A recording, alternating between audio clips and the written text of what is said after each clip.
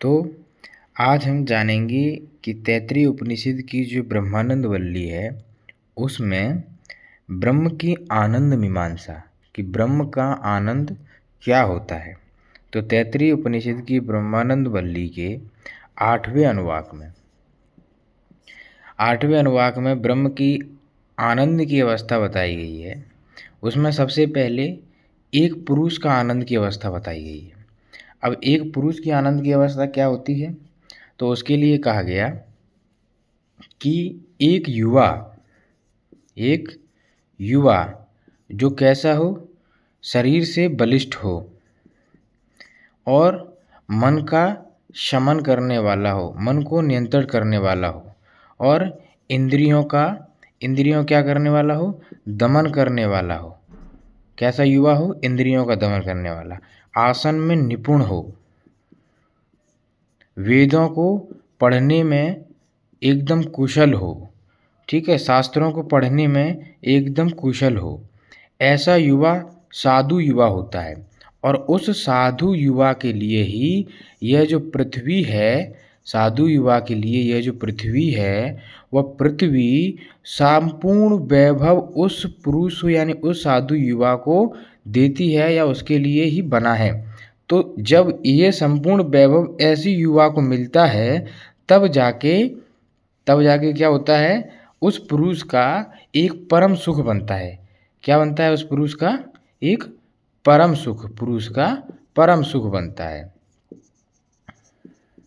ठीक है, अब यहाँ से शुरू होता है, बहुत ही सरल है, लॉजिकल तरीके से है, समझ आएगा आपको अच्छे से कि जो अब हम समझ लिए कि एक पुरुष का आनंद क्या होता है, एक पुरुष का आनंद किसके बराबर होता है।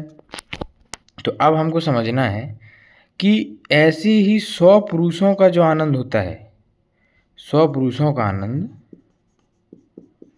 वो होता है किसके आनंद के बराबर, एक मनुष्य गंधर्व के आनंद के बराबर। और 100 मनुष्य गंधर्वों का जो आनंद होगा, 100 मनुष्य गंधर्वों का जो आनंद होगा, किसका, मनुष्य गंधर्वों का जो आनंद होगा वो किसके बराबर होगा, वह एक देव गंधर्व के आनंद के बराबर होगा, एक देव गंधर्व के आनंद के बराबर होगा। और 100 देव गंधर्व का जो आनंद होगा,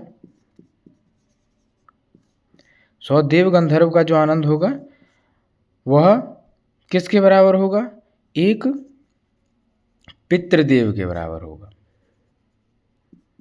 पितृदेव जो हम लोगों के होते हैं, जो चिरस्थायी काल के पितृदेव हैं, उनके बराबर होगा। अब एक पितृदेव का आनंद हमको पता चलेगा कि वह 100 गंधर्व, और 100 गंधर्वों का आनंद कहाँ तक पहुँच गया कि 100 इसका, फिर 100 इसका, 100 इसका, यानी कि इकाई, ढाई, सैकड़ा, हजार, 10,000, लाख, यानी पुरुष का 1,00,000वां आनंद जो है एक पितृ का आनंद होगा। अभी हम आनंद ब्रह्म के आनंद तक नहीं पहुँचे हैं, अभी बस हम इसी आनंद तक पहुँचे हैं। अब हम आगे पढ़ते हैं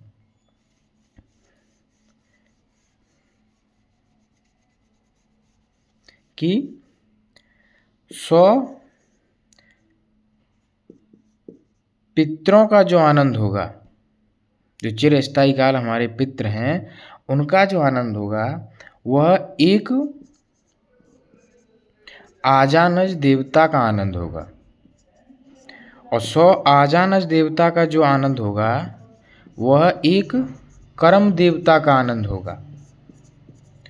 और 100 कर्म देवता का आनंद होगा वो किसके बराबर होगा, एक देवता के आनंद बराबर। अब हम समझ रहे, एक देवता जो देवलोक में निवास करते हैं उसका एक आनंद, 1,00,000वां आनंद हम पहले पढ़ चुके हैं कि एक पितृ तक 1,00,000वां आनंद आ जाता है। अब उसमें फिर से इतना ही जोड़ दीजिए, 2 2 4 2 6 2 2 2 4 2 6 6 जीरो और इसमें जोड़ दीजिए। ये इतना आनंद, मतलब पुरुष के इतने गुना आनंद इस एक देवता का आनंद होता है।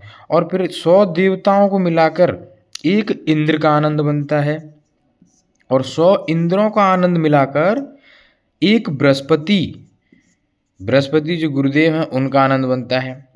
तब उनको आनंद मिलता है। 100 बृहस्पति आनंद, ऐसे समझ लीजिए कि 100 इंद्रियों को खा जाएंगे तब जाके बृहस्पति को आनंद मिलेगा।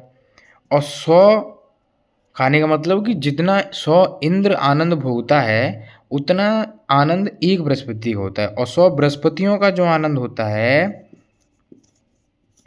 वो किसका आनंद होता है? वह एक